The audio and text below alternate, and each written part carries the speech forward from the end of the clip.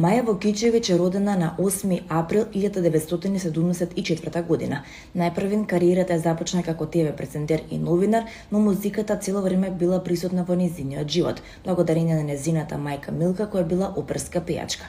Нејзиното пејачко деби се случи во септември 1997 година, кога на фестивалот Охридски трубадури ја исполни композицијата Единствен на Кире Костов и Огнен Неделковски, за чија интерпретација се здоби со награда.